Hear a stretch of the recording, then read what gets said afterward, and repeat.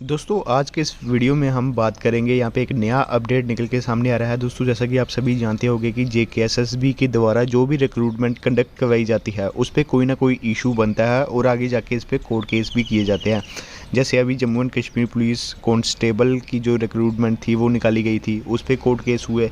फिर उसके बाद टेली कम्युनिकेशन पे भी अभी काफ़ी सारी जो चर्चाएं हैं वो चल रही है कि इसकी क्वालिफ़िकेशन को लेकर कोर्ट केस होना चाहिए। फॉरेस्टर पे कोर्ट केस हुआ, फिर सब इंस्पेक्टर पे कोर्ट केस हुआ। मतलब जो भी रिक्रूटमेंट आती है उस पर कोर्ट केस जो है इशू, कोर्ट केस का जो इशू है वो बनता ही बनता है। अब दोस्तों यहाँ पे देख सकते हैं कि अब जेकेएसएसबी ने एक जो पिटीशन है फाइल की है high court of Jammu and Kashmir में। देख सकते हैं before the honourable high court of Jammu and Kashmir and Ladakh at Jammu.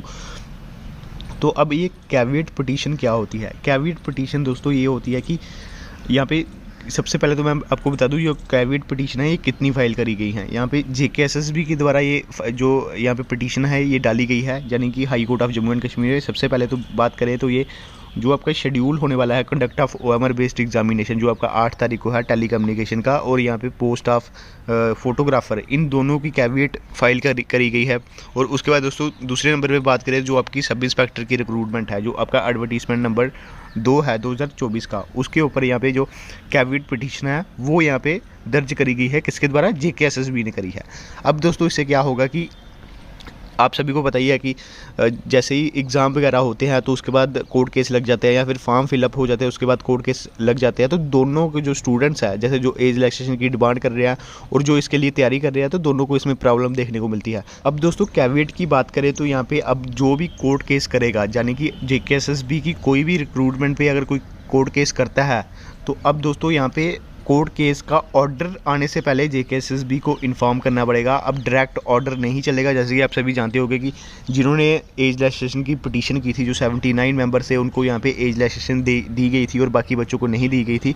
अब दोस्तों क्या होगा, अगर आप कोर्ट केस करते हो, अगर आप कोर्ट से स्टे लेने की बात करते हो या फिर कोई भी ऑर्डर पास करने की कोशिश करते हो, तो सबसे पहले क्या होगा कि सबसे पहले जेकेएसएसबी को इसकी पूरी जानकारी दी जाएगी, यानी कि जेकेएसएसबी भी अब इसके बिहाफ पे फाइट कर सकता है जो भी उनका रहेगा।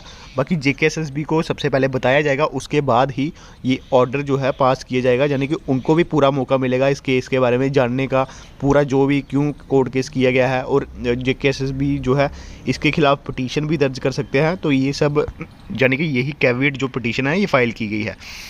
ये अभी सिर्फ 2 रिक्रूटमेंट के खिलाफ की गई है, एक कांस्टेबल फोटोग्राफर, और उसके बाद दोस्तों बात करें तो टेली कम्युनिकेशन के खिलाफ ये की गई है। बाकी दोस्तों जेकेएसएसबी के जितने भी एस्पिरेंट्स हैं, आप हमारे टेलीग्राम ग्रुप के साथ नहीं जुड़े हैं तो आप जरूर ज्वाइन कीजिएगा, क्योंकि यहाँ पे सभी अपडेट्स आ जाते हैं। तो कोई भी आप मिस मत करना, कोई भी एडवर्टीजमेंट नोटिफिकेशन आता है या छोटा से छोटा अपडेट आता है हमारे टेलीग्राम ग्रुप में डाला जाता है। तो टेलीग्राम ग्रुप को कैसे ज्वाइन करना है टेलीग्राम पे, तो आप जो है इस वीडियो को डिस्क्रिप्शन बॉक्स में जाकर लिंक आपको मिल जाएगा, वहाँ पर जाकर भी आप ज्वाइन कर सकते हैं। तो दोस्तों धन्यवाद, यही था हमारा आज का वीडियो।